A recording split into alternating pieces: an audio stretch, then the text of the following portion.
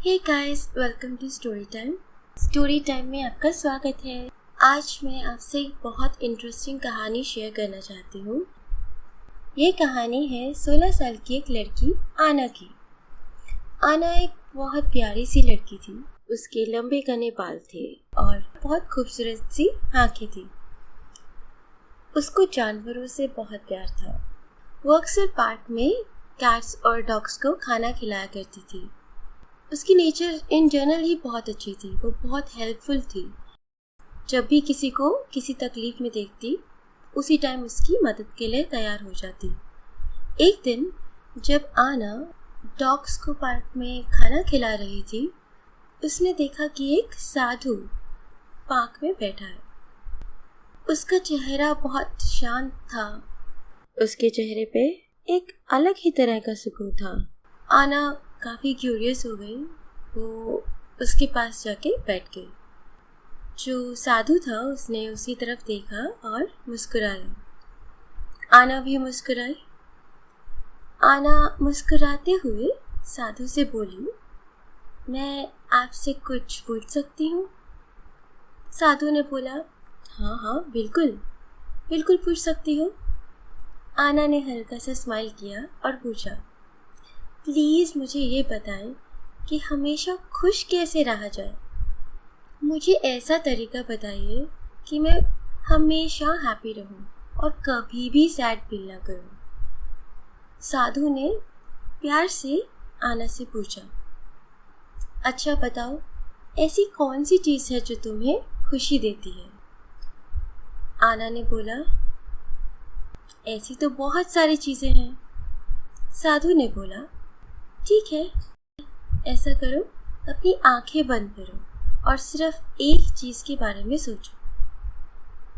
आना ने आंखें बंद करी और जैसे ही आना ने अपनी आंखें बंद करके किसी एक चीज़ पे फोकस करने की कोशिश करी, उसके माइंड में सबसे पहली चीज़ जो आई वो थी उसकी फेवरेट चॉकलेट पेस्ट्री।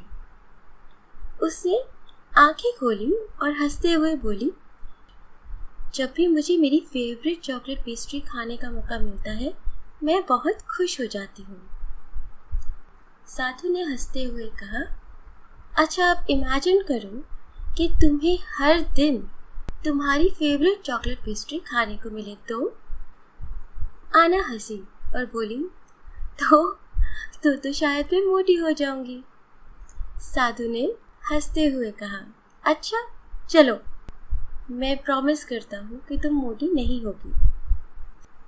फिर तुम्हें कैसा लगेगा? फिर तो तुम रोज़ खुश रहोगी, है ना?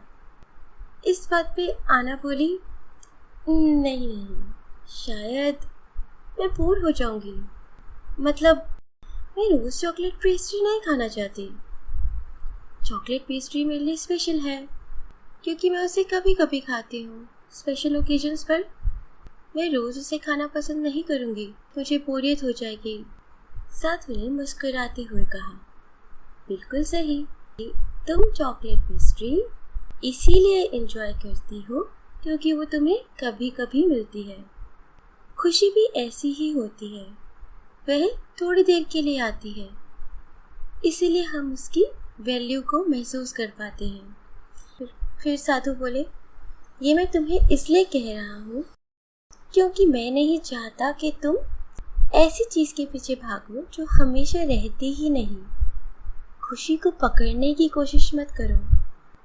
जब खुशी आए तो उसे दिल से अपना लो और जब वो चली जाए तो उसे जाने दो, क्योंकि तुम्हें पता है कि वह जल्दी ही दोबारा तुम्हारे पास लौट कर आएगी, क्योंकि यही प्रकृति का नियम है। साधु थोड़ी देर चुप रहे, फिर हल्के से मुस्कुराते हुए बोले, तुम्हें जल्दी ही तुम्हारी चॉकलेट पेस्ट्री दोबारा मिलेगी। यह सुनकर आना बोली, ये तो और भी आसान है, मुझे खुश रहने के लिए कुछ करना ही नहीं। साधु हंस पड़े और बोले, बिल्कुल, रोज सुबह सूरज निकलता है और दिन हो जाता है, क्या तुम्हें उसके लिए कुछ करना पड़ता है? नहीं ना। बरसात का मौसम आता है तो बारिश होती है, क्या तुम्हें उसके लिए कुछ करना पड़ता है? नहीं ना। ऐसे ही जब खुशी आनी होगी तो खुशी आएगी, तुम्हें उसके लिए अलग से कुछ नहीं करना, तुम बस अपने मन को शांत रखो, प्रकृति पे भरोसा रखो। यह सब सुनने के बाद आना की आंखों में एक चमक थी। आना उठी, उसने साधु महाराज को थैंक यू बोला और हंसते हुए वहां से चली गई। तो ये थी आज की स्टोरी। आई होप आपको आज की स्टोरी पसंद आई होगी। ऐसी ही इंस्पिरेशनल स्टोरीज के लिए फॉलो करें। जल्दी ही मिलेंगे नई स्टोरी के साथ।